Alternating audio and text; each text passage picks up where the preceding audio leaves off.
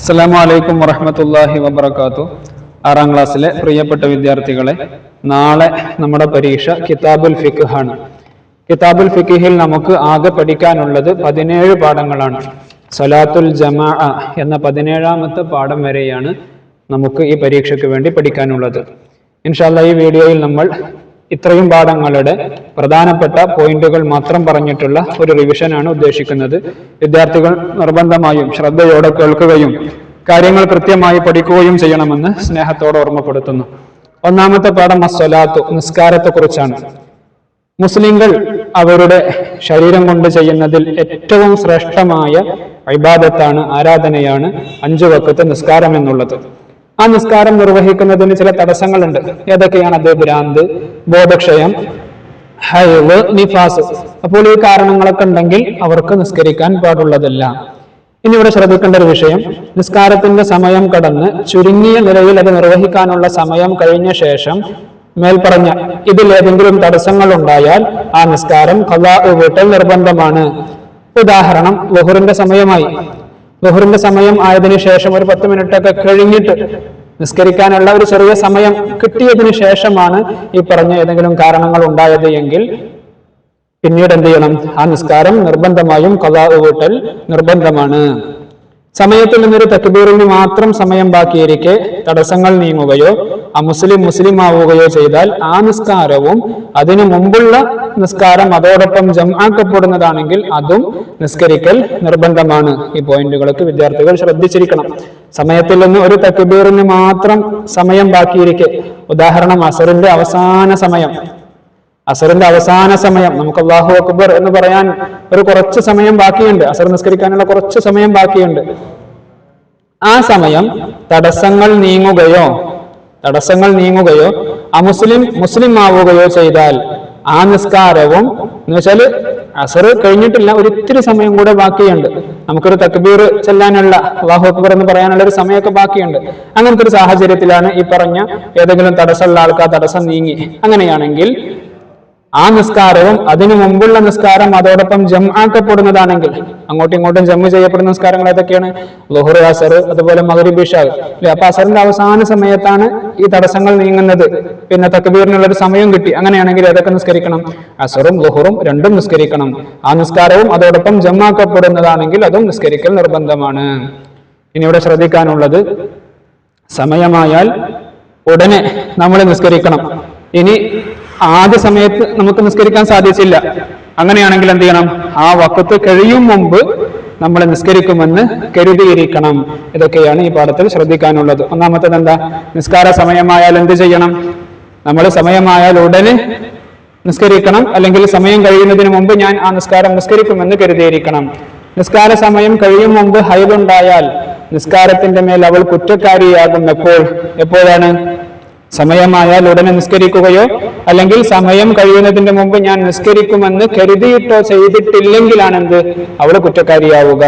നിസ്കാരത്തിനുള്ള തടസ്സങ്ങൾ ഏതൊക്കെയാ? നമ്മൾ നേരത്തെ പറഞ്ഞു, ഭ്രാന്ത്, ബോധക്ഷയം, അതുപോലെ ഹൈള്, നിഫാസ്. ഇതൊക്കെ നിസ്കാരത്തിനുള്ള തടസ്സങ്ങളാണ്. സൂര്യൻ ഉദിക്കും മുമ്പ് ഭ്രാന്ത് സുഖപ്പെട്ടാൽ ഏതെല്ലാം നിസ്കരിക്കണം? സുബഹി മാത്രം നിസ്കരിച്ചാൽ മതി, സുബഹി മാത്രം. ഇനി അടുത്ത പാഠം റുഹസ് എന്നുള്ളതാണ് നമ്മുടെ അടുത്ത പാഠം. റുഹസ് എന്ന് പറഞ്ഞാൽ എന്താണ്? ആനുകൂല്യം, ഇളവ് എന്നൊക്കെയാണ് അർത്ഥം. പരിശുദ്ധമായ ഇസ്ലാം നമുക്ക് എന്ത് ചെയ്യുന്നുണ്ട്? പല ആനുകൂല്യങ്ങളും നൽകുന്നുണ്ട്. അതിൽപ്പെട്ടതാണ് ഏത്? ഖുഫിന്റെ മേൽ തടവൽ. നമുക്ക് പരിചയമുണ്ടാവില്ല ഖുഫിന്റെ മേൽ തടവൽ. അതുപോലെ തയമ്മും ചെയ്യൽ, വുളൂഓ, കുളിക്കോ വെള്ളം ഉപയോഗിക്കാൻ പറ്റാത്തൊരു സാഹചര്യം നമുക്കുണ്ടായാൽ അതിന് പകരം ചെയ്യുന്നതാണ് ഇത് തയമ്മും. അതുപോലെ ഖസറു ജംഅ്, നമ്മൾ യാത്ര ചെയ്യുകയാണെങ്കിൽ നിസ്കാരം, 2 നിസ്കാരം ഒരു സമയത്ത് നിസ്കരിക്കുക, അതുപോലെ ചുരുക്കി നിസ്കരിക്കുക, അതിനൊക്കെയാണ് ജമ്മും ഖസറും എന്ന് പറയാം. ഇതൊക്കെ ഇസ്ലാം നൽകുന്ന ആനുകൂല്യങ്ങളാണ്. ആ ആനുകൂല്യങ്ങളെ കുറിച്ചാണ് ഇവിടെ നമ്മൾ പറയുന്നത്. പ്രധാനമായും ഇവിടെ പറയുന്ന ആനുകൂല്യം ഏതാണ്? ഹുഫിന്റെ മേൽ തടവുന്നതിനെ കുറിച്ചാണ്. എന്താണ് ഹുഫ് എന്ന് പറഞ്ഞാൽ? കാൽപാദം, നെരിയാണി ഉൾപ്പെടെ മറയുന്ന പാദരക്ഷയാണ് ഹുഫ്. ഈ ഹുഫ് ആരാ ധരിക്കല്? അതെല്ലാ സമയത്തും അറബികൾ അത് ധരിക്കുന്ന ഒരു പതിവ് അവർക്കുണ്ടായിരുന്നു. വുളൂഇൽ കാല് കഴുകുന്നതിന് പകരം അതിന്മേൽ തടവിയാൽ മതി എന്ന് ഇസ്ലാം നൽകിയ ഒരു ഇളവാകുന്നു. അപ്പൊ ഹുഫ് നമ്മൾ കാലിനെ കാലിൽ ധരിക്കുന്ന ഒന്നാണ്. അപ്പൊ ഒതു എടുക്കുന്ന സമയത്ത് അതിന്റെ മുകളിൽ തടവിയാൽ മതി എന്നുള്ളത് ഇസ്ലാം നൽകുന്ന ഒരു ആനുകൂല്യമാണ്, ഇളവാണ്. എന്നാൽ കുളിയിൽ നിർബന്ധമായും എന്ത് ചെയ്യണം? അത് അഴിച്ച് കഴുകുക തന്നെ വേണം. ഇനി ഹുഫ് ധരിക്കുമ്പോൾ കാൽ ഉൾപ്പെടെ കഴുകി വുളൂ ചെയ്ത് ഹുഫ് ധരിച്ചാൽ യാത്രക്കാരനാണെങ്കിൽ 3 ദിവസം വരെ എന്ത് ചെയ്താൽ മതി? പിന്നീട് വുളൂ എടുക്കുമ്പോൾ അതിന്റെ മുകളിൽ ഇങ്ങനെ തടവിയാൽ മതി. അല്ലാത്തവർക്ക്, യാത്രക്കാരനല്ലെങ്കിൽ 1 ദിവസം വരെ ഈ ആനുകൂല്യം കിട്ടും. ഹുഫ് ധരിച്ച് അശുദ്ധി ഉണ്ടായത് മുതലാകുന്നു ഈ സമയപരിധി. സമയം കഴിഞ്ഞാൽ ഹുഫ് അഴിച്ച് കാൽ കഴുകണം. ഇനി ഹുഫിന്റെ മേല് തടവൽ അനുവദനീയമാകാനുള്ള 5 ഷർത്തുകളുണ്ട്. എന്തൊക്കെയാണ്? ഒന്ന്, ഹുഫ് ശുദ്ധിയുള്ളതായിരിക്കണം, അതുപോലെ ഞെരിഞ്ഞാണി ഉൾപ്പെടെ മറയുന്നതായിരിക്കണം, ഉള്ളിലേക്ക് വെള്ളം കടക്കാത്തതായിരിക്കണം, ഹുഫ് ധരിച്ച് നടക്കാൻ കഴിയുന്നതായിരിക്കണം, പൂർണ്ണമായ വുളൂ ചെയ്ത ശേഷം ധരിച്ചതായിരിക്കൽ. ഇതൊക്കെ ഷർത്തുകളാണ്. ഇനി എങ്ങനെയാണ് തടവേണ്ടത് എന്നൊക്കെ ഇവിടെ പറയുന്നുണ്ട്. ഒന്നാമത്തെ ചോദ്യം, ഇസ്ലാം നൽകിയ 3 ആനുകൂല്യങ്ങൾ. ഒന്ന് ഹുഫിന്റെ മുകളിൽ തടവല്, അതുപോലെ തയമ്മും ജമ്മും കസറും. ഹുഫിന്റെ മേൽ തടവുന്ന രൂപം എങ്ങനെ? ആ രൂപം ഇവിടെ പറയുന്നുണ്ട്, വിദ്യാർത്ഥികൾ ശ്രദ്ധിക്കണം. ഇടത് കൈ മടമ്പിന്റെ താഴെയും വലത് കൈ വിരലുകളുടെ മുതുകിലും വിരലുകൾ വിടർത്തി വെച്ച് വലതു കൈ തണ്ടങ്കാൽ വരെയും ഇടത് കൈ കാൽ വിരലുകളുടെ തലവരെയും വരവരയായി നടത്തലാണ് ഈ ഹുഫ് തടവുന്നതിന്റെ രൂപം. വിദ്യാർത്ഥികൾ ഇത് വായിച്ചു പഠിക്കണം. ഇനി അടുത്തത് ഉത്തരം പറയാം. ഹുഫ് എന്നാൽ എന്താ? നമ്മളിവിടെ പറഞ്ഞു, കാൽപാദം ഞെരിയാൻ ഉൾപ്പെടെ മറയുന്ന പാദരക്ഷയാണ് ഹുഫ്. പിന്നെയോ, കുളിയിൽ ഹുഫിന്റെ മേൽ തടവിയാൽ മതിയാകുമോ? ഇല്ല, നിർബന്ധമായും എന്ത് ചെയ്യണം? അഴിച്ച് കഴുകുക തന്നെ വേണം. ഇനി മുസാഫിറിന് എത്ര ദിവസം വരെ തടവാം? 3 ദിവസം വരെ തടവാം. 1 ദിവസം തടവാം ആർക്ക്? മുസാഫിർ അല്ലാത്ത, യാത്രക്കാരനല്ലാത്ത ആളാണെങ്കിൽ 1 ദിവസം വരെ പറ്റുള്ളൂ. ഇനി അടുത്ത പാഠം സത്റുൽ ഔറ. സത്റുൽ ഔറത്ത് എന്ന് പറഞ്ഞാൽ എന്താ? ഔറത്ത് മറക്കൽ. നമ്മുടെ നിസ്കാരത്തിന്റെ ഒരു ഷർത്താണ് ഏത്? സത്റുൽ ഔറത്ത്, ഔറത്ത് മറക്കുക എന്നുള്ളത്. ഇവിടെ നമ്മൾ ശ്രദ്ധിക്കേണ്ടത് പുരുഷന്റെ ഔറത്ത് ഏതാണ്, സ്ത്രീയുടെ ഔറത്ത് ഏതാണ് എന്നൊക്കെയാണ്. പുരുഷന്റെ ഔറത്ത് ഏതാണ്? മുട്ടുപൊക്കിളിന്റെ ഇടയിലുള്ള സ്ഥലമാണ് ഔറത്ത്. നിർബന്ധമായും മുട്ടുപൊക്കിളിന്റെ ഇടയിലുള്ള സ്ഥലം പുരുഷന്മാർ മറച്ചിരിക്കണം. ഇനി സ്ത്രീയുടെ ഔറത്ത് ഏതാണ്?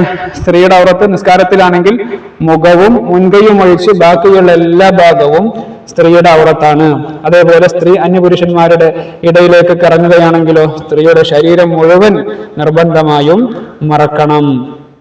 ഇനിയോ, തൊലിയുടെ നിറം കാണാത്ത വസ്തു കൊണ്ടാണ് എന്ത് ചെയ്യേണ്ടത്? മറക്കേണ്ടത്. ഇപ്പോഴത്തെ ഫാഷൻ എന്താണ്?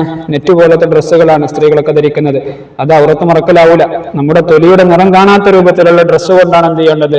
ഔറത്ത് മറക്കേണ്ടത്. ഇനി ഔറത്ത് മറക്കാൻ ഒന്നും ലഭിക്കാത്ത ഒരാളാണെങ്കിലോ നഗ്നനായി നിസ്കരിക്കണം. പിന്നീട് എന്ത് ചെയ്യേണ്ടതില്ല? ആ നിസ്കാരം മടക്കേണ്ടതുമില്ല. നിസ്കാരത്തിൽ നല്ല വസ്ത്രം ധരിക്കുക, നല്ല വസ്ത്രം ധരിക്കലും അതുപോലെ കുപ്പായം, തലപ്പാവ്, അരയെടുപ്പ് എന്നിവ ധരിക്കലൊക്കെ എന്താണ്? സുന്നത്താണ്. കാരണം എന്താ? കാലിന് അല്ലാഹു തആല പറഞ്ഞു, യാ ബനി ആദം, ഓ ആദം സന്തതികളെ, ഓ മനുഷ്യരെ, ഖുദൂ സീനതകും ഇൻദ കുല്ലി മസ്ജിദിൻ. നിസ്കാരത്തിന്റെ സമയം എന്ത് ചെയ്യണം? നിങ്ങൾ നല്ല ഭംഗിയാവണം. ഇനി 2 വസ്ത്രം മാത്രമുള്ളവനാണെങ്കിലോ 1 ധരിക്കണം. ഇനി മുമ്പിൽ മറയുണ്ടെങ്കിൽ 1 മേൽത്തട്ടമായി ഉപയോഗിക്കണം. മറയില്ലെങ്കിൽ എന്ത് ചെയ്യണം? അത് മുസല്ലയായി വിരിക്കുകയും ചെയ്യണം. അപ്പോൾ ഈ കാര്യങ്ങളൊക്കെയാണ് എന്ത് ചെയ്യേണ്ടത്? ശ്രദ്ധിക്കാനുള്ളത്. ഒന്നാമത്തത്, ഇരുട്ടുള്ള സ്ഥലത്ത് വെച്ച് നിസ്കരിക്കുകയാണെങ്കിൽ ഔറത്ത് മറക്കണോ? ഔറത്ത് മറക്കണം. ഇരുട്ടുള്ള സ്ഥലമാണെങ്കിലും ഔറത്ത് മറക്കണം. അതുപോലെ പുരുഷൻ എവിടെയെല്ലാം മറക്കണം? മുട്ടുപൊക്കിളിന്റെ ഇടയിൽ മറക്കണം. 2 വസ്ത്രം മാത്രമുള്ളവൻ എന്ത് ചെയ്യണം? 1 ഉടുക്കാനും മറ്റൊന്ന് മുമ്പിൽ മറയില്ലെങ്കിൽ മുസല്ലയായി വിരിക്കണം, അല്ലെങ്കിൽ ചുമലിൽ ഇടണം, മേലിൽ ഇടണം. അടുത്തത്, ഏതെല്ലാം ഭാഗം മറക്കണം? മേൽഭാഗവും ചുറ്റുഭാഗവും മറക്കണം. എന്തുകൊണ്ടാണ് ഔറത്ത് മറക്കേണ്ടത്? തൊലിയുടെ നിറം കാണാത്ത വസ്ത്രം കൊണ്ടാണ് എന്ത് ചെയ്യേണ്ടത്? ഔറത്ത് മറക്കേണ്ടത്. തൊലിയുടെ നിറം കാണാത്ത വസ്തു കൊണ്ടാണ് മറക്കേണ്ടത്. ഇറുകിയ വസ്ത്രത്തിന്റെ വിധി എന്താണ്? ഇങ്ങനെ ടൈറ്റ് ഫിറ്റ് ആയിട്ട് ഇറുകിയ വസ്ത്രം ധരിക്കൽ എന്താണ്? അത് പുരുഷന്മാർക്ക് ഉത്തമമല്ലാത്തതും സ്ത്രീകൾക്ക് കറാഹത്തുമാണ്. ശരീരത്തിന്റെ എല്ലാ ഷേപ്പും കാണുന്ന രൂപത്തിൽ ടൈറ്റ് ഫിറ്റ് ആയിട്ടുള്ള ഡ്രസ്സ്, ആ ഡ്രസ്സിംഗ് സ്റ്റൈല് പുരുഷന്മാർക്ക് ഉത്തമമല്ല, നല്ലതല്ല. സ്ത്രീകൾക്ക് അത് കറാഹത്തുമാണ്. ഇതാണ് സത്റുൽ ഔറത്തിൽ നമ്മൾ പഠിക്കാനുള്ളത്. ഇനി അടുത്തത് അൽ ലിബാസ്. അൽ ലിബാസ് എന്നുള്ളതാണ് അടുത്ത പാഠം. ലിബാസ് എന്ന് പറഞ്ഞാൽ എന്താണ്? വസ്ത്രം. വസ്ത്രങ്ങളിൽ ഏറ്റവും ശ്രേഷ്ഠമായ വസ്ത്രം ഏതാണ്? അത് വെള്ളയാണ്. മുത്തനബി സല്ലല്ലാഹു അലൈഹി വസല്ലം തങ്ങൾ പറഞ്ഞു, ഇൽബസു മിൻ സിയാബികുമുൽ ബയാവ ഫഇന്നഹാ മിൻ ഖൈരി സിയാബികും വകഫിനു ഫീഹാ മൗതാകും. ഈ ഹദീസ് വിദ്യാർത്ഥികൾ പഠിക്കണം. ചിലപ്പോൾ ഫിൽ ഇൻ ദ ബ്ലാങ്ക് ആയിട്ട് വരാൻ സാധ്യതയുണ്ട്. ഇൽബസു മിൻ സിയാബികുമുൽ ബയാവ, നിങ്ങൾ വെള്ള വസ്ത്രം ധരിക്കുക. ഫഇന്നഹാ മിൻ ഖൈരി സിയാബികും, അതാണ് ഏറ്റവും ഉത്തമമായ ഡ്രസ്സ്. വകഫിനു ഫീഹാ മൗതാകും, നിങ്ങൾ മരണപ്പെട്ടാൽ നിങ്ങളെ കഫൻ ചെയ്യാനുള്ളത് അതിലാണ്. ഇതിലൂടെ ശ്രദ്ധിക്കാനുള്ളത് എന്താ? പെരുന്നാൾ ദിവസം വില കൂടിയ വസ്ത്രം ധരിക്കണം. അതുപോലെ പുരുഷന്മാർക്ക് പട്ട് ഹറാമാണ്. ഔറത്ത് മറക്കാൻ മറ്റൊന്നും ലഭിക്കാത്ത സാഹചര്യത്തിൽ എന്ത് ചെയ്യാൻ പറ്റും? പട്ട് ധരിക്കാൻ പറ്റും. അല്ലെങ്കിൽ പുരുഷന്മാർക്ക് ധരിക്കാൻ പാടില്ല, ഹറാമാണ്. നിസ്കാരമല്ലാത്ത അവസരം നനവില്ലെങ്കിൽ നജസായ വസ്ത്രം ധരിക്കാവുന്നതാണ്. പക്ഷെ നിസ്കാരത്തിൽ എന്ത് ചെയ്യാൻ പാടില്ല? നജസായ വസ്ത്രം ധരിക്കാൻ പാടില്ല. ഇനി സ്വർണവും വെള്ളിയും പുരുഷന് നിഷിദ്ധമാണ്. സ്വർണവും വെള്ളിയും പുരുഷന് നിഷിദ്ധമാണ്. എന്നാൽ ഒരു വെള്ളി മോതിരം ധരിക്കൽ പുരുഷന് സുന്നത്താണ്. അപ്പൊ വിരലിൽ എന്ത് ചെയ്യാം? ഒരു മോതിരം ധരിക്കാം. ചെറുവിരലിലാണ് അത് ധരിക്കേണ്ടത്. ചെറുവിരലിലാണ് എന്ത് ചെയ്യേണ്ടത്? മോതിരം ധരിക്കേണ്ടത്. ഇതല്ല മോതിര വിരൽ, പിന്നെ ഇതാണ്. ചൂണ്ടുവിരലിലും നടുവിരലും ധരിക്കൽ കറാഹത്താണ്. ഇതിലും ധരിക്കൽ കറാഹത്താണ്. അതേപോലെ അമിതമല്ലാത്ത നിലക്ക് സ്വർണം വെള്ളി എന്നിവയുടെ ആഭരണം സ്ത്രീകൾക്കും ആൺകുട്ടികൾക്കും ധരിക്കാവുന്നതാണ്. പുരുഷന് നരച്ച മുടിക്കും തലമുടിക്കും താടിക്കും ചുവപ്പോ മഞ്ഞയോ ആയ കളർ കൊടുക്കൽ സുന്നത്താണ്. കറുപ്പ് കളർ കൊടുക്കൽ ഹറാമാണ്. ഇതൊക്കെ വിദ്യാർത്ഥികൾ ശ്രദ്ധിക്കണം. അതേപോലെ പുരുഷന്മാരെ സംബന്ധിച്ച് കൈകാലുകളിൽ മൈലാഞ്ചി ചായം കൊടുക്കൽ, താടി വടിക്കൽ, ഇതൊക്കെ ഹറാമാണ്. വസ്ത്രങ്ങളിൽ അഫ്ളലായത് ഏതാണ്? വെള്ളയാണ്. പെരുന്നാളിന് അഫ്ളലായ വസ്ത്രം ഏതാണ്? വില കൂടിയ വസ്ത്രമാണ്. പുരുഷന് പട്ട് ധരിക്കാം എപ്പോൾ? മറ്റൊന്നും കിട്ടിയില്ലെങ്കിൽ. വെള്ളി മോതിരം ഏത് വിരലിലാണ് ധരിക്കേണ്ടത്? ചെറുവിരലിലാണ് ധരിക്കേണ്ടത്. ഇത്രയും കാര്യങ്ങളാണ് ആ പാഠത്തിൽ ശ്രദ്ധിക്കാനുള്ളത്. അടുത്തത് ഇസ്തിഖ്ബാലുൽ ഖിബ്ല. ഇസ്തിഖ്ബാലുൽ ഖിബ്ല എന്ന് പറഞ്ഞാൽ എന്താണ്? കിബിലയിലേക്ക് തിരിയുക. അതും നിസ്കാരത്തിന്റെ മറ്റൊരു ഷർത്താണ്. അല്ലാഹു തആല പറഞ്ഞു, ഫവല്ലി വജ്ഹക ശത്റൽ മസ്ജിദിൽ ഹറാം. കിബിലയിലേക്ക് മുന്നിടൽ നിസ്കാരത്തിന്റെ ഷർത്തുകളിൽപ്പെട്ടതാണ്. ഇനിയോ രോഗം കൊണ്ടോ മറ്റോ കിബിലക്ക് മുന്നിടാൻ കഴിയാത്തവർ മുന്നിടാതെ നിസ്കരിക്കുകയും പിന്നീട് എന്ത് ചെയ്യണം? മടക്കുകയും ചെയ്യണം. കാരണം എന്താ? കിബിലയിലേക്ക് മുന്നിടുക എന്നുള്ളത് നിസ്കാരത്തിന്റെ ഷർത്താണ്. ഇനിയോ മലവെള്ളം, ഹിംസ്രജന്തുക്കൾ, തീ മുതലായവയെ തൊട്ട് പേടിച്ചോടേണ്ടി വന്നാൽ ഓടിയോ നടന്നോ കിബിലക്ക് മുന്നിട്ടോ അല്ലാതെയോ സൗകര്യം പോലെ നിസ്കരിക്കണം. നിസ്കാരം ഒഴിവാക്കാനോ ഖളാ ആക്കാനോ പാടില്ല. ഏത് സാഹചര്യത്തിലും നിസ്കരിക്കണം. ഹലാലായ യാത്രയിലെ സുന്നത്ത് നിസ്കാരത്തിലും കിബിലക്ക് മുന്നിടേണ്ടതില്ല. നമ്മൾ നല്ല സിയാറത്ത് യാത്ര, അങ്ങനെ എന്തെങ്കിലും ഹലാലായ രൂപത്തിലുള്ള യാത്ര പോവാണ്. അങ്ങനെയുള്ള സാഹചര്യത്തിൽ സുന്നത്ത് നിസ്കാരത്തിൽ എന്ത് ചെയ്യേണ്ടതില്ല? കിബിലക്ക് മുന്നിടേണ്ടതില്ല. ഇനി ഓരോ സാഹചര്യത്തിലും എങ്ങനെയാണ് കിബിലയിലേക്ക് മുന്നിടേണ്ടത്? നടക്കുന്നവൻ തക്ബീറത്തുൽ ഇഹ്റാം, റുകൂഉ, സുജൂദ്, ഇടയിലിരുത്തം എന്നിവയിൽ കിബിലക്ക് മുന്നിടണം. റുകൂഉം സുജൂദും പൂർണ്ണമായ നിലക്ക് ചെയ്യുകയും വേണം. നടക്കുമ്പോൾ ലക്ഷ്യസ്ഥാനത്തെ തൊട്ട് കിബിലയിലേക്ക് അല്ലാതെ തിരിയാൻ പാടുള്ളതല്ല. അനാവശ്യമായി അധികരിച്ച പ്രവൃത്തി ചെയ്യുകയോ നജസിനെ മനഃപൂർവ്വം ചവിട്ടുകയോ ചെയ്യരുത്. ഇതൊക്കെ നടന്ന് നിസ്കരിക്കുന്ന ഒരു സാഹചര്യത്തെ കുറിച്ച് പറയണം. നമ്മളൊന്നും അങ്ങനത്തെ ഒരു സാഹചര്യം നമുക്ക് ആലോചിക്കാൻ പ്രയാസമാണ്. ഏതായാലും ആ സാഹചര്യത്തിലേക്ക് എങ്ങനെയാണ് കിബിലയിലേക്ക് മുന്നിടേണ്ടത് എന്നാണ് ഇവിടെ പറയുന്നത്. ഇനി യാത്ര വാഹനത്തിലാണെങ്കിലോ സൗകര്യപ്പെടുന്ന പക്ഷം തക്ബീറത്തുൽ ഇഹ്റാമിൽ കിബിലക്ക് മുന്നിടണം. റുകൂഉം സുജൂദും പോകുന്ന ഭാഗത്തേക്ക് ആംഗ്യം കാണിച്ചാൽ മതി. കിബില എന്നതുകൊണ്ട് ഉദ്ദേശിക്കുന്നത് ഏതാണ്? അത് പരിശുദ്ധമായ കഅബയാണ്. ഇനി ഇവിടെ ചെരിഞ്ഞു കിടന്ന് നിസ്കരിക്കുന്നവൻ, അതുപോലെ മലർന്നു കിടന്ന് നിസ്കരിക്കുന്നവനൊക്കെ എങ്ങനെയാണ് കിബിലയിലേക്ക് തിരിയേണ്ടത്? നിൽക്കുന്നവരും ഇരിക്കുന്നവരും, നിന്ന് നിസ്കരിക്കുന്നവരും ഇരുന്ന് നിസ്കരിക്കുന്നവരും നെഞ്ചുകൊണ്ട്, അതുപോലെ ചെരിഞ്ഞു കിടക്കുന്നവർ നെഞ്ചും മുഖവും കൊണ്ട്, മലർന്നു കിടക്കുന്നവർ മുഖം കൊണ്ടും ഉള്ളൻകാല് കൊണ്ടുമാണ് കിബിലയിലേക്ക് മുന്നിടേണ്ടത്. അപ്പൊ മുഖം കൊണ്ട് എങ്ങനെ മലർന്നു കിടന്ന് നിസ്കരിക്കുന്ന ആള് കിബിലയിലേക്ക് മുന്നിടുക? അപ്പൊ തലയിണ പോലത്തത് ഇങ്ങനെ തലയിൽ ഇവിടെ വെച്ചുകൊടുക്കുമ്പോഴാണ് മുഖം ഇങ്ങനെ ഉയർന്നു നിൽക്കും. അപ്പൊ കിബിലയിലേക്ക് തിരിയും. ഇതൊക്കെയാണ് ഇവിടെ ശ്രദ്ധിക്കാനുള്ളത്. കിബിലക്ക് മുന്നിടാൻ കഴിയാത്തവൻ എന്ത് ചെയ്യണം? കിബിലക്ക് മുന്നിടാതെ നിസ്കരിക്കുകയും പിന്നീട് ആ നിസ്കാരം മടക്കുകയും ചെയ്യണം. ഇനി കിബിലക്ക് മുന്നിടേണ്ടതില്ലാത്തവൻ ആരാ? മലവെള്ളം, ഹിംസ്രജന്തുക്കൾ, തീ മുതലായവയെ പേടിച്ച് ഓടുന്നവൻ. കിബിലക്ക് മുന്നിടേണ്ടതില്ലാത്ത നിസ്കാരം ഏതാണ്? ഹലാലായ യാത്രയിലെ സുന്നത്ത് നിസ്കാരം. യാത്രയിലെ സുന്നത്ത് നിസ്കാരത്തിൽ എപ്പോഴെല്ലാം കിബിലക്ക് മുന്നിടണം? തക്ബീറത്തുൽ ഇഹ്റാം, റുകൂഉ, സുജൂദ്, ഇടയിലിരുത്തം, ഇവിടെയൊക്കെ കിബിലയിലേക്ക് മുന്നിടണം. അടുത്ത പാഠം സുജൂദു സഹ്വ്. സുജൂദു സഹ്വ് എന്ന് പറഞ്ഞാൽ എന്താ? മറവിയുടെ സുജൂദ്. നമ്മൾ നിസ്കാരത്തിൽ എന്തെങ്കിലും കാര്യങ്ങൾ മറന്നാൽ അതിന് പകരമായി ചെയ്യേണ്ട സുജൂദാണ് ഏത്? സഹ്വിന്റെ സുജൂദ് എന്ന് പറഞ്ഞാൽ. ഏതൊക്കെ കാരണങ്ങൾ കൊണ്ടാണ് സഹ്വിന്റെ സുജൂദ് ചെയ്യേണ്ടത്? ഒന്ന്, അബ്ആദ് സുന്നത്തുകളിൽ നിന്ന് ഏതെങ്കിലും ഒന്ന് മനഃപൂർവ്വമോ അല്ലെങ്കിൽ മറന്നോ ഒക്കെ ഒഴിവാക്കിയാൽ എന്ത് ചെയ്യണം? സഹ്വിന്റെ സുജൂദ് ചെയ്യണം. ഇവിടെ സഹ്വ് എന്ന് പറഞ്ഞാൽ മറവി എന്നാണ് ഉദ്ദേശം. ആ മറവി എല്ലാ മറവിയുമല്ല. ഫർളുകൾ മറന്നാൽ അതിന് പരിഹാരമായിട്ട് സുജൂദൊന്നുമില്ല. ഏതൊക്കെ കാര്യങ്ങൾ മറന്നാലാണ് എന്നാണ് ഇവിടെ നമ്മൾ ശ്രദ്ധിക്കേണ്ടത്. ഇനിയിപ്പോ ജമാഅത്തായിട്ട് നിസ്കരിക്കുകയാണെങ്കിൽ ഇമാം എന്തെങ്കിലും കാര്യം മറന്നു, ഇമാം സഹബിന്റെ സുജൂദ് ചെയ്യണം. അപ്പൊ നമ്മളും എന്ത് ചെയ്യണം? മസ്ബൂക്കിങ്ങളും ആ സഹബിന്റെ സുജൂദ് ചെയ്യണം. ഇമാം സഹബിന്റെ സുജൂദ് ചെയ്തിട്ട് മസ്ബൂക്ക് ചെയ്തിട്ടില്ലെങ്കിൽ ആ നിസ്കാരം ബാത്തിലാകും.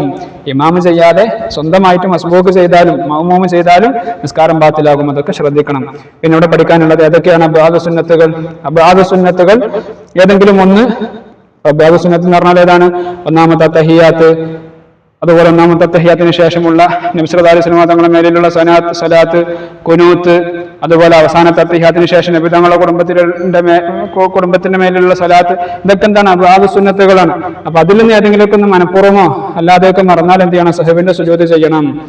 അതുപോലെ മനഃപൂർവ്വം ചെയ്താൽ നിസ്കാരം ബാത്തിലാകുന്നതും മറന്നു ചെയ്താൽ ബാത്തിലാകാത്തതുമായ ഒരു കാര്യം മറന്നു ചെയ്യുക. ഉദാഹരണം ഫീലിയായ ഫർദിനെ അധികരിപ്പിക്കുക. അങ്ങനെയൊക്കെ സംഭവിച്ചാൽ എന്ത് ചെയ്യണം? നമ്മൾ സഹബിന്റെ സുജൂദ് ചെയ്യണം. അങ്ങനെ സഹബിന്റെ സുജൂദ് ചെയ്യേണ്ട സ്ഥലങ്ങൾ, കാര്യങ്ങളാണ് ഇവിടെ പറയുന്നത്. ഇവിടെ സഹബ് എന്നതിന്റെ വിവക്ഷ എന്താണ്? സഹബ് എന്നതിന്റെ വിവക്ഷ മറവി എന്നുള്ളതാണ്. സഹബ് എന്നതിന്റെ വിവക്ഷ എന്താണ്? മറവി. ഇനി അടുത്തതോ? നിസ്കാരത്തിൽ സംഭവിക്കുന്ന ചില ഇടർച്ചകൾ, മറവികൾ, അതിനാണ് എന്ത് പറയാ? സഹബ് എന്ന് പറയാം. ഇനി സഹബിന്റെ സുജൂദ് വാജിബാണ് ആർക്ക്? ഇമാം സഹബിന്റെ സുജൂദ് ചെയ്താൽ മഅ്മൂമിനും നിർബന്ധമാണ്. മഅ്മൂം ഇരുത്തത്തിൽ ഫാത്തിഹ ഓതിയാൽ, മഅ്മൂം ഇരുത്തത്തിൽ ഫാത്തിഹ ഓതിയാൽ സഹബിന്റെ സുജൂദ് ചെയ്യാൻ പാടില്ല. ഇരുത്തത്തിൽ ഫാത്തിഹ ഓതാൻ പറ്റും? ഇല്ലല്ല. പക്ഷെ മറന്നിട്ട് ഓതി. അങ്ങനെയാണെങ്കിൽ മഅ്മൂം സ്പെഷ്യലായിട്ട് സുജൂദ് ചെയ്യണോ? വേണ്ട. കാരണം ജമാഅത്തായിട്ട് നിസ്കരിക്കുമ്പോൾ ഇമാമിനെയാണ് ഫോളോ ചെയ്യേണ്ടത്. സലാമിന് ശേഷം നിയ്യത്തിൽ സംശയം ഉണ്ടായാൽ എന്ത് ചെയ്യണം? സലാം വീട്ടിയതിന് ശേഷം നിയ്യത്തിൽ സംശയമുണ്ടായി, നിയ്യത്ത് വെച്ചല്ലേന്നോ അല്ലെങ്കിൽ നിയ്യത്തിൽ സംശയം ഉണ്ടായാൽ എന്ത് ചെയ്യണം? മടക്കി നിസ്കരിക്കണം. ഇതൊക്കെയാണ് ഇവിടെ നമ്മൾ ശ്രദ്ധിക്കേണ്ടത്. ഇനി അടുത്തത് സുജൂദ് തിലാവത്തി വ ശുക്ർ, തിലാവത്തിന്റെ സുജൂദ്, അതുപോലെ ശുക്റിന്റെ സുജൂദ്. സജദയുടെ ആയത്തുള്ള സൂറത്തുകളും ആയത്തിന്റെ നമ്പറുകളും അതൊക്കെ നമ്മൾ വിദ്യാർത്ഥികൾ എന്ത് ചെയ്യണം? കണ്ടുപിടിക്കണം. സജദയുടെ സുജൂദ് സുന്നത്താണ് ആർക്ക്? എന്താണ് ഈ സജദയുടെ സുജൂദ് എന്ന് പറഞ്ഞാൽ? നമ്മൾ പരിശുദ്ധമായ ഖുർആൻ ഓതുന്ന സമയത്ത് ഏകദേശം 14 സ്ഥലങ്ങളിൽ ഖുർആനിൽ സജദയുടെ ആയത്ത് വരുന്നുണ്ട്, സുജൂദ് ചെയ്യേണ്ട ആയത്തുകൾ വരുന്നുണ്ട്. ആ സ്ഥലം എത്തിയാൽ നമ്മൾ എന്ത് ചെയ്യണം? സുജൂദ് ചെയ്യണം. ആ സുജൂദ് എങ്ങനെയാണ് ചെയ്യേണ്ടത്? അത് നിസ്കാരത്തിലും ചെയ്യാം, അല്ലാതെ ഖുർആൻ ഓതുമ്പോഴും ചെയ്യാം. നിസ്കാരത്തിലാണെങ്കിൽ ജസ്റ്റ് നമ്മൾ എന്ത് ചെയ്താൽ മതി? ആയത്ത് ഓതിയതിനു ശേഷം നേരെ അല്ലാഹു അക്ബർ എന്ന് പറഞ്ഞ് സുജൂദിലേക്ക് പോയാൽ മതി. അവിടെ നമുക്ക് ചെല്ലാനുള്ള ഒരു സ്പെഷ്യൽ ദിക്റൊക്കെ ഉണ്ട്. സജദ വജ്ഹിയ ലില്ലദീ ഖലഖഹു വസവറഹു എന്നുള്ള ദിക്റൊക്കെ ഉണ്ട്. അത് ചൊല്ലിയിട്ട് എന്ത് ചെയ്യാ? വീണ്ടും നേരെ നൃത്തത്തിലേക്ക് വന്നിട്ട് ഓത്ത് തുടർത്തുക. ഇതാണ് നിസ്കാരത്തിലാണെങ്കിലുള്ള രൂപം. ഇനി നിസ്കാരത്തിലല്ല, അല്ലാതെ നമ്മൾ ഖുർആൻ ഓതാണ്, ആ സമയത്താണ് സുജൂദ് ചെയ്യുന്നത് എങ്കിലോ അവിടെ ചില ഫർളുകളൊക്കെ പാലിക്കാനുണ്ട്. 4 ഫർളുകളുണ്ട്. എന്തൊക്കെയാണ്? ഒന്ന്, തിലാവത്തിന് വേണ്ടി ഞാൻ സുജൂദ് ചെയ്യുന്നു എന്ന് കരുതണം, നിയ്യത്ത് വേണം. പിന്നെ അല്ലാഹു അക്ബർ എന്ന തക്ബീറത്തുൽ ഇഹ്റാം ചെയ്യണം. പിന്നെ ഒരു സുജൂദ് ചെയ്യുക. പിന്നെ എണീറ്റിട്ട് എന്ത് ചെയ്യണം? സലാം വീട്ടുക. ഈ 4 ഫർളുകൾ നിസ്കാരത്തിലല്ലെങ്കിൽ ശ്രദ്ധിക്കണം. ഇതൊക്കെയാണ് നമ്മൾ അവിടെ ശ്രദ്ധിക്കേണ്ടത്.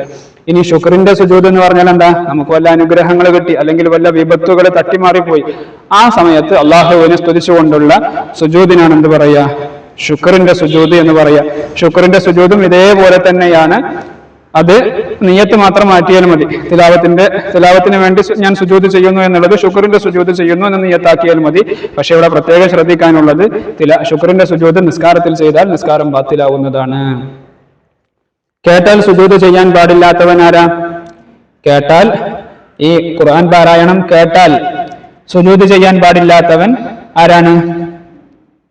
അത് കേട്ടവൻ നിസ്കാരത്തിലാണെങ്കിൽ, ഇപ്പൊ നിസ്കാരത്തിലാണ് ഒരാളിങ്ങനെ നിസ്കരിക്കണം, അപ്പുറത്ത് ഒരാൾ ഖുർആൻ ഓതുന്നുണ്ട്, അപ്പോ ഈ സജദയുടെ ആയത്ത് വന്നു, അങ്ങനെ നിസ്കരിക്കുന്ന ആളത് കേട്ടു, അപ്പൊ ആ കേട്ടതിന്റെ അടിസ്ഥാനത്തിൽ സുജൂദ് ചെയ്യണോ? വേണ്ട. ഇനി നിസ്കാരത്തിലല്ല, അല്ലാതെ വേറൊരാൾ ഖുർആൻ ഓതാണ്, അപ്പൊ നമ്മൾ എന്ത് ചെയ്തു? കേട്ടു. അങ്ങനെയാണെങ്കിൽ കേട്ടാൽ സുജൂദ് ചെയ്യൽ സുന്നത്താണ്. ഇനി ശുക്റിന്റെ സുജൂദ് സുന്നത്താണ് ആർക്ക്?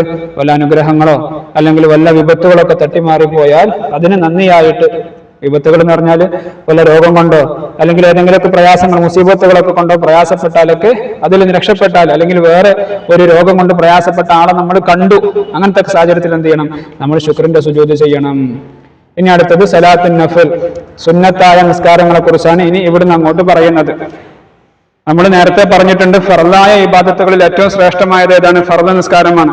അതേപോലെ സുന്നത്തായ ഇബാദത്തുകളിൽ ഏറ്റവും ശ്രേഷ്ഠമായത് ഏതാണ്? സുന്നത്ത് നിസ്കാരങ്ങളാണ്. ഇവിടെ സുന്നത്തായ നിസ്കാരങ്ങൾ നിരവധിയുണ്ട്, അല്ലെ? എന്നാൽ പല നിസ്കാരങ്ങളും ജമാഅത്ത് സുന്നത്തുള്ളതുണ്ട്, ജമാഅത്ത് സുന്നത്തില്ലാത്ത നിസ്കാരങ്ങളൊക്കെ ഉണ്ട്. ജമാഅത്ത് സുന്നത്തുള്ള നിസ്കാരങ്ങളിൽപ്പെട്ടതാണ് ഏത്?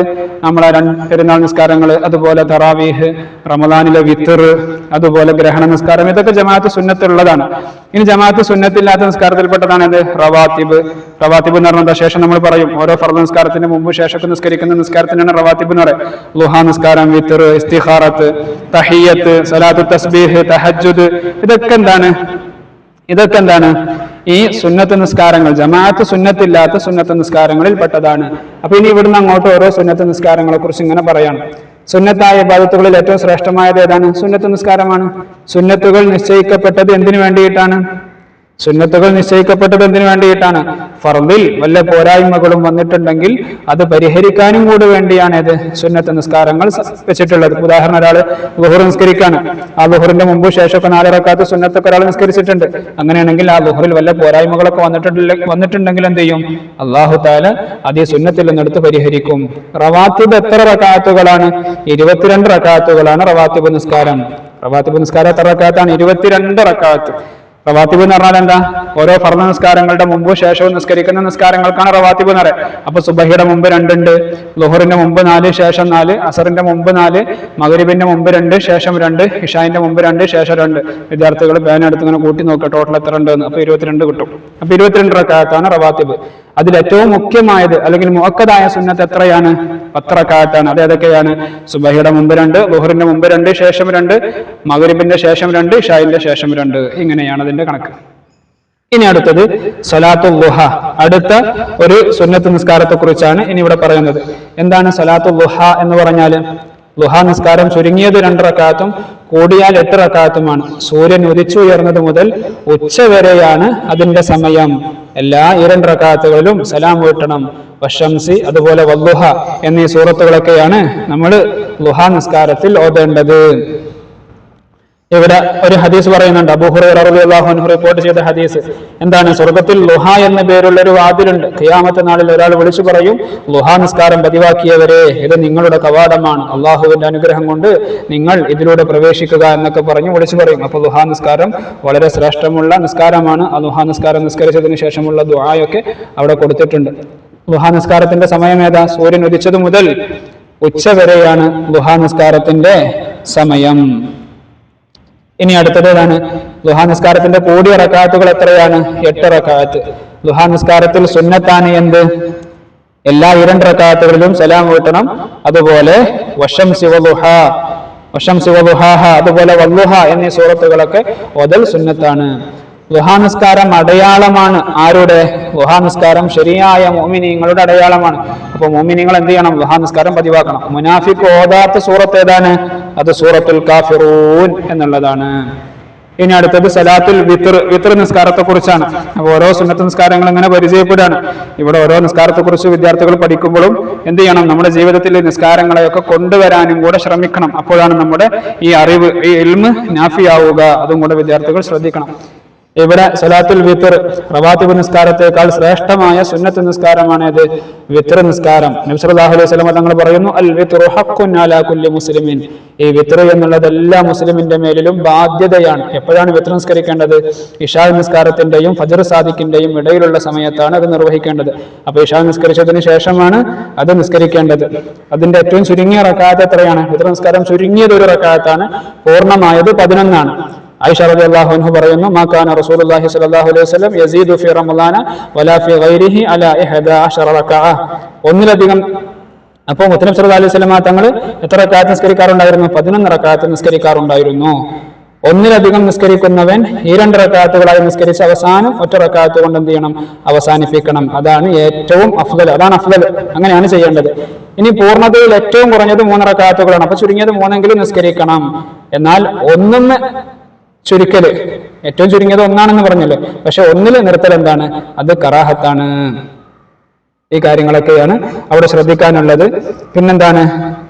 ആ വിത്ർ നിസ്കാരത്തിന് ശേഷം എന്താണ് നമ്മൾ ചെല്ലേണ്ടത്?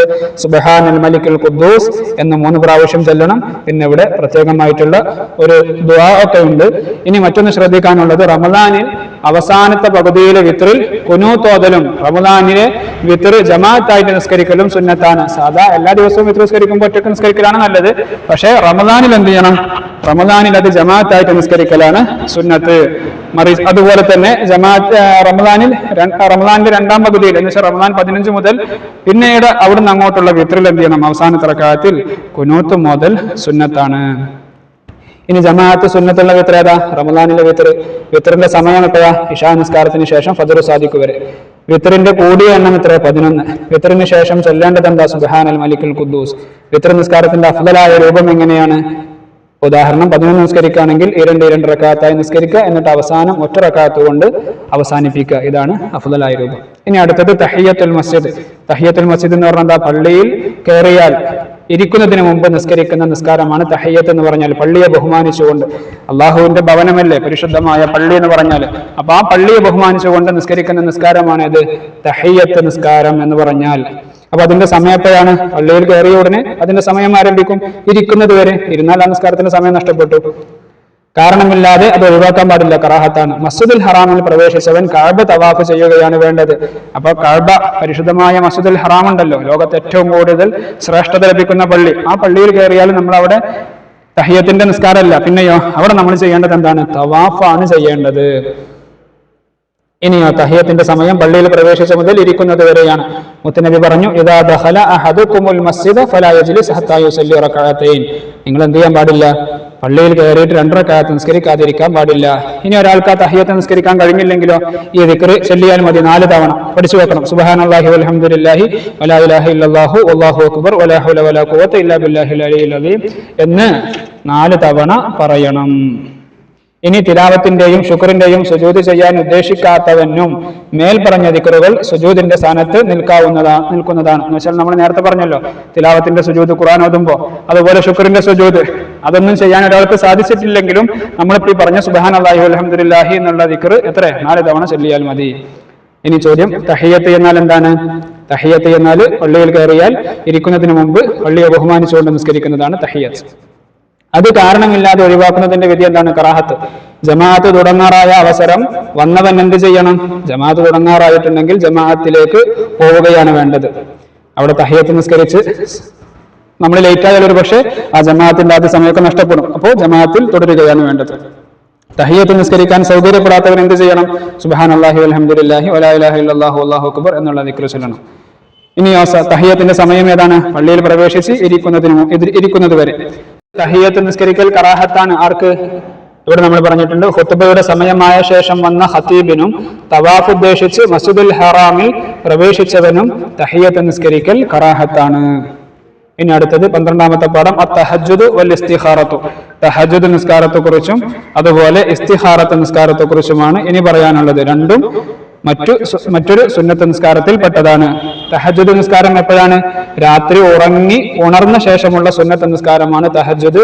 അതിന്റെ റക്അത്തുകൾക്കൊന്നും കണക്കില്ല, എത്രയും റക്അത്ത് നിസ്കരിക്കാം. ഈ 2 റക്അത്തുകളായി എത്രയും നിസ്കരിക്കാം. വളരെ പുണ്യമേറിയ നിസ്കാരമാണ് തഹജ്ജുദ്.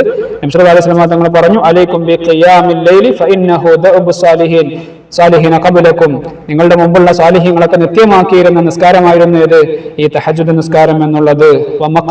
വമഖറബത്തുൽ ലക്കും ഇലാ റബ്ബിക്കും വമഗ്ഫറത്തുൽ ലിസയ്യിആതി വമൻഹാതുൻ അനിൽ ഇസ്മി വമത്റദത്തുൻ ലിദ്ദാഇ അനിൽ ജസദ്.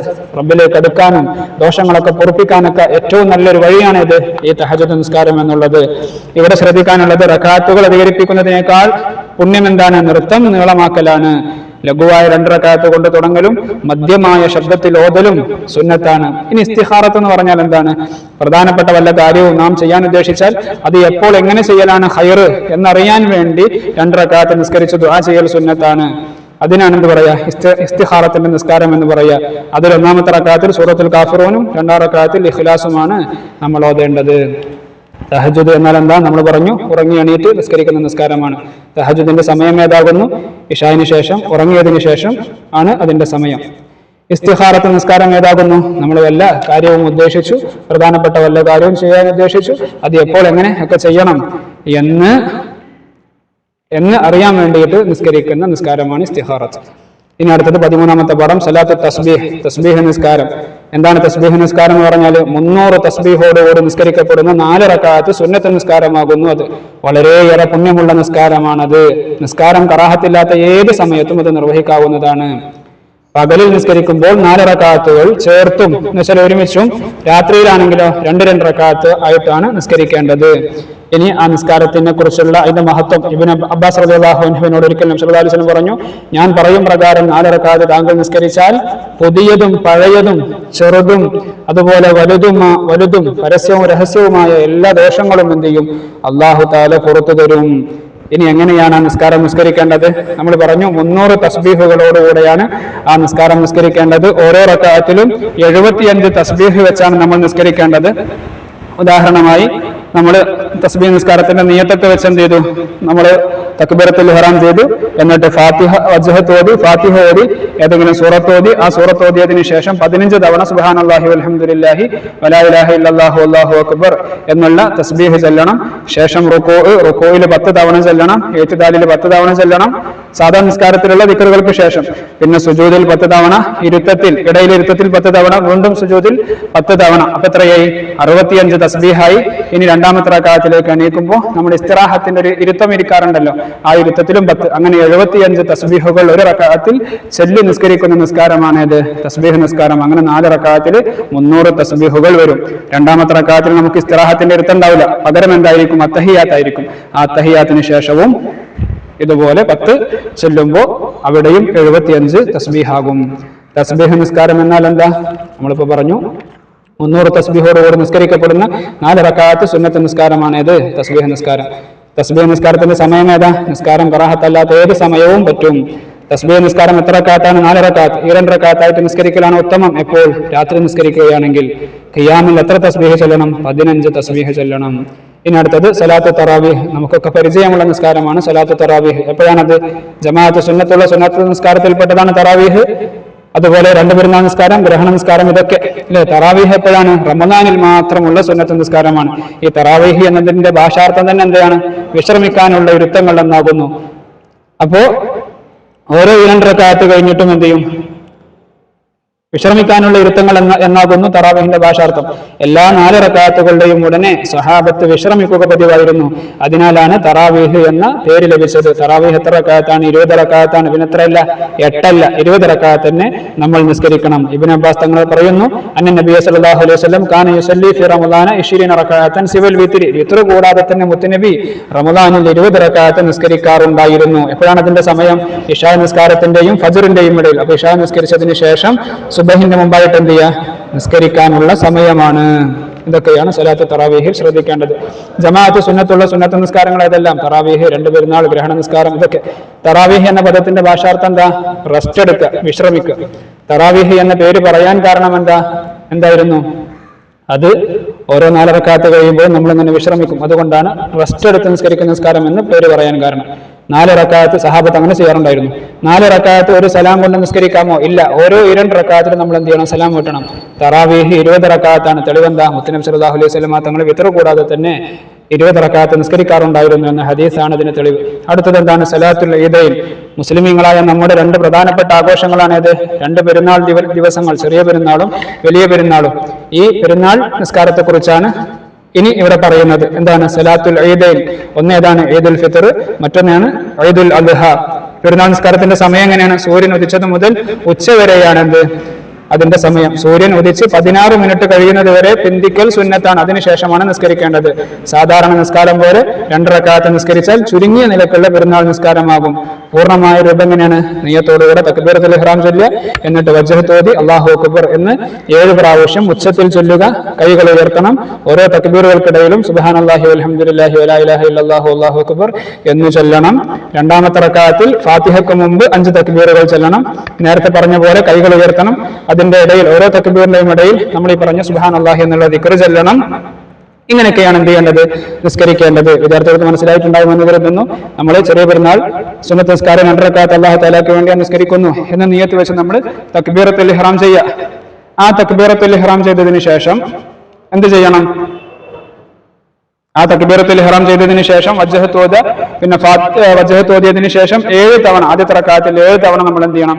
അല്ലാഹു അക്ബർ എന്ന് പറഞ്ഞ് തക്ബീറുകൾ ചൊല്ലണം. ഓരോ തക്ബീറിന്റെയും ഇടയിൽ സുബ്ഹാനല്ലാഹി വൽഹംദുലില്ലാഹി എന്നുള്ള ദിക്ർ ചൊല്ലണം. അതിനുശേഷം ഫാത്തിഹ ഓതുക, സൂറത്ത് ഓതുക. പിന്നെ എന്ത് ചെയ്യണം? സാദാ റുക്കൂ, ഇഅ്തിദാൽ, സുജൂദൊക്കെ കഴിഞ്ഞിട്ട് രണ്ടാമത്തെ റക്അത്തിലേക്ക് വന്നതിന് ശേഷം ആദ്യം ഫാത്തിഹയുടെ മുമ്പ് എന്ത് ചെയ്യണം? നേരത്തെ ചെയ്തതുപോലെ 7 അല്ല 5 തക്ബീറുകൾ ചൊല്ലണം. ഓരോ തക്ബീറിന്റെയും ഇടയിൽ ഈ തസ്ബീഹ് ചൊല്ലണം. ഇങ്ങനെയൊക്കെയാണ് പെരുന്നാൾ നിസ്കാരം നിസ്കരിക്കേണ്ടത്. നബി സല്ലല്ലാഹു അലൈഹി വസല്ലം ആദ്യമായി നിസ്കരിച്ച പെരുന്നാൾ നിസ്കാരം ഏതാണ്? ഈദുൽ ഫിത്ർ ആണ്, ചെറിയ പെരുന്നാൾ നിസ്കാരമാണ്. അടുത്തത് പെരുന്നാൾ നിസ്കാരം സുന്നത്താക്കപ്പെട്ട വർഷം ഏതാണ്? ഹിജ്റ 2-ാം വർഷമാണ്. പെരുന്നാൾ നിസ്കാര സമയം ഏതാണ്? പെരുന്നാൾ നിസ്കാരത്തിന്റെ സമയം സൂര്യൻ ഉദിച്ചത് മുതൽ ഉച്ചവരെയാണ്.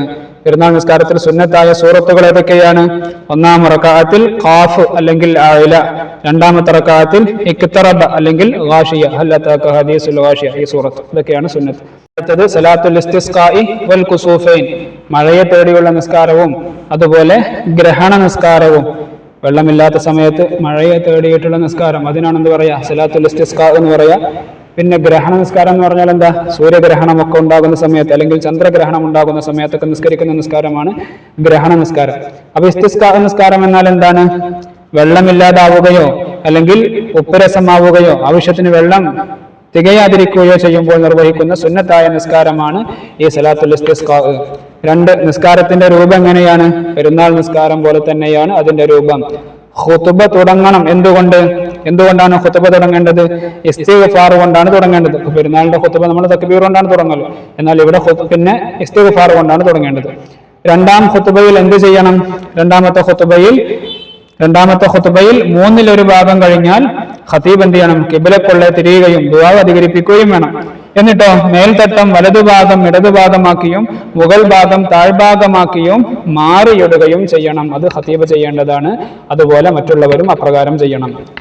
ഇനി ഇമാമ് ഖിബ്ലയിലേക്ക് തിരിയണം എപ്പോൾ? 2-ാം ഖുതുബ 1/3 ഭാഗം കഴിഞ്ഞാൽ ഇമാമ് ഖിബ്ലയിലേക്ക് തിരിയണം. ഗ്രഹണ നിസ്കാരത്തിന് എത്ര രൂപമുണ്ട്? ഗ്രഹണ നിസ്കാരത്തിന് 3 രൂപമുണ്ട്. ഇത്രയും കാര്യങ്ങളാണ് ഈ പാഠത്തിൽ നമുക്ക് പഠിക്കാനുള്ളത്. ഈ ഗ്രഹണ നിസ്കാരം എന്ന് പറഞ്ഞാൽ ഗ്രഹണം തുടങ്ങിയത് മുതൽ അവസാനിക്കുന്നത് വരെയാണെന്ത്? ഗ്രഹണ നിസ്കാരത്തിന്റെ സമയം. ഇതൊക്കെ വിദ്യാർത്ഥികൾ ശ്രദ്ധിക്കണം. അടുത്തത് ലാസ്റ്റ് പാഠം സലാത്തുൽ ജമാഅ, ജമാഅത്ത് നിസ്കാരം, കൂട്ടായുള്ള നിസ്കാരം. അതാണ് നമ്മുടെ അവസാനത്തെ പാഠം. എന്താണ്? ഒന്നിലധികം പേര് ഒരുമിച്ച് നിസ്കരിക്കുന്നതാണ് ജമാഅത്ത് നിസ്കാരം എന്ന് പറയുന്നത്. നേതൃത്വം നൽകുന്ന ആരാണ്? ഇമാം. പിറകിൽ നിൽക്കുന്ന ആളുകൾക്ക് എന്ത് പറയും? മൗമൂമിങ്ങൾ എന്ന് പറയും. ഈ സലാത്തുൽ ജമാഅത്തിന് വലിയ ശ്രേഷ്ഠതയുണ്ട്. നമ്മൾ ഒറ്റക്ക് നിസ്കരിക്കുന്നതിനേക്കാൾ 27 ഇരട്ടി പ്രതിഫലം ജമാഅത്ത് നിസ്കാരത്തിനുണ്ട്. പരസ്യമായ ജമാഅത്ത് ആദ്യമായി മദീനയിൽ വെച്ചാണ് നടത്തപ്പെട്ടത്. ഇമാമു സലാം വീട്ടു മുമ്പ് എപ്പോൾ തുടർന്നാലും ജമാഅത്തിന്റെ പുണ്യം ലഭിക്കും. എന്നാൽ തുടക്കം മുതലേ ചേരലാണ് ഏറ്റവും നല്ലത്. ആ ഇമാമ് നിൽക്കുന്ന ആൾക്ക് ചില ഷർത്തുണ്ട്. എന്തൊക്കെയാണ്? ഇമാമിന് ചില ഷർത്തുകളുണ്ട്. മൗമൂമ് പുരുഷനോ ഖുൻസയോ ആണെങ്കിൽ ഇമാമ് പുരുഷനായിരിക്കുക. ഖുൻസ എന്ന് പറഞ്ഞാൽ എന്താ? ആണും പെണ്ണല്ലാത്ത ആൾ, അതിനാണ് ഖുൻസ എന്ന് പറയും. അപ്പൊ മൗമൂമ് പുരുഷനോ ഖുൻസയോ ആണെങ്കിൽ ഇമാമ് പുരുഷനായിരിക്കണം. മൗമൂമ് ഓതാൻ അറിയുന്നവനാണെങ്കിൽ ഇമാമ് ഓതാൻ അറിയുന്നവനായിരിക്കുക. ഇനിയോ ഇമാമ് മറ്റൊരാളോട് തുടർന്ന് നിസ്കരിക്കുന്നവൻ അല്ലാതിരിക്കുക. ഇമാമ് നിസ്കാരം മടക്കൽ വാജിബായവൻ അല്ലാതിരിക്കുക. ഏതെങ്കിലും അശുദ്ധികളോ ഒന്നും ഇല്ലാത്തവനായിരിക്കുക എന്ന് ചുരുക്കം. മൗമൂമിന്റെ വിശ്വാസത്തിൽ ഇമാമിന്റെ നിസ്കാരം സഹീഹായിരിക്കണം. ഇമാമിന്റെ ഭാഗത്ത് നിന്ന് നിസ്കാരം ബാത്തിലാകുന്നൊന്നും ഉണ്ടാവാൻ പാടില്ല. അടുത്തത് ഇമാമ് ആരാകുന്നു? ഒന്നാമത്തെ ക്വസ്റ്റ്യൻ, ഇമാം ആരാകുന്നു? ആരാണ് ഇമാമ്? നേതൃത്വം നൽകുന്ന ആള്. അതുപോലെ ജമാഅത്ത് ശക്തിയായ സുന്നത്തുള്ള നിസ്കാരങ്ങളേവ അതാ ആയി നിസ്കരിക്കുന്ന 5 വഖത്ത് നിസ്കാരത്തിൽ പുരുഷന്മാർക്ക് ജമാഅത്ത് ശക്തിയായ സുന്നത്താണ്. ആദ്യമായി ജമാഅത്ത് പരസ്യമായി നിർവഹിക്കപ്പെട്ടത് എവിടെ വെച്ചാണ്? മദീനയിൽ വെച്ചാണ്. ചെറിയ ജമാഅത്ത് ഉത്തമമാണ് എപ്പോൾ? അധികരിച്ച ജമാഅത്തിന്റെ ഇമാമ് ഫാസിഖോ മുബ്തദിഓ ആണെങ്കിൽ, തന്റെ അഭാവം കാരണം ചെറിയ ജമാഅത്ത് നടക്കുന്ന പള്ളിയിൽ ജമാഅത്ത് മുടങ്ങുമെങ്കിലും ചെറിയ ജമാഅത്താണ് ഉത്തമം. വലിയ ജമാഅത്താണ്, പക്ഷെ അവിടുത്തെ ഇമാമാരാണ് വല്ല ബിദഅയാണ്, വല്ല ഫാസിഖോ ഒക്കെയാണ്. അങ്ങനത്തെ ആളാണ് ഇമാമ നിൽക്കുന്നതെങ്കിൽ ചെറിയ ജമാഅത്താണെങ്കിലും അത് മതി, അതാണ് നല്ലത്. ആ വലിയ ജമാഅത്തിലേക്ക് പോകേണ്ട ആവശ്യമില്ല. അതുപോലെ ചെറിയ ജമാഅത്ത്, ഞാൻ അങ്ങോട്ട് പോയിട്ടില്ലെങ്കിൽ ആ ജമാഅത്ത് അവിടെ നടക്കൂല. അങ്ങനെയാണെങ്കിൽ ഞാൻ എങ്ങോട്ടാ പോകേണ്ടത്? ആ ചെറിയ ജമാഅത്തുള്ളിടത്തേക്കാണ് പോകേണ്ടത്. മസ്ബൂക്കിന് റക്അത്ത് ലഭിക്കാൻ എന്ത് വേണം?